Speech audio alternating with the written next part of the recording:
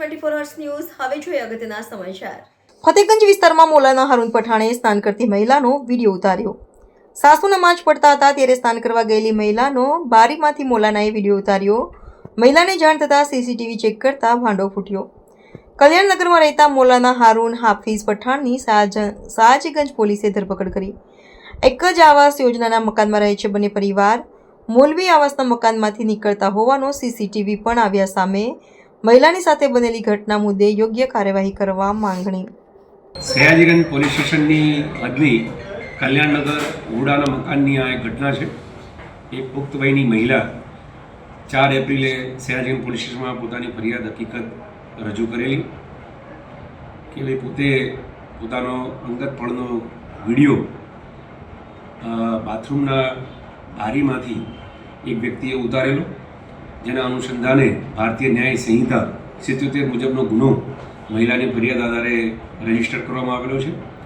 ગુનાની ગંભીરતા જોતા તાત્કાલિક અસરથી પોલીસે ગુનાવાળી જગ્યાનું પંચનામું તેમજ અન્ય પુરાવા એકત્રિત કર્યા હતા।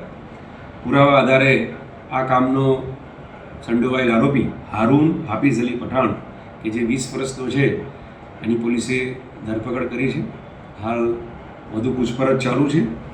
આ આરોપીએ પોતે ફેબ્રિકેશનના ધંધા સાથે સંકળાયેલ છે, તેમજ અન્ય મૌલાના સાથે ધાર્મિક જ્ઞાન મેળવવાનું પણ એની કાર્યવાહી ચાલુ છે।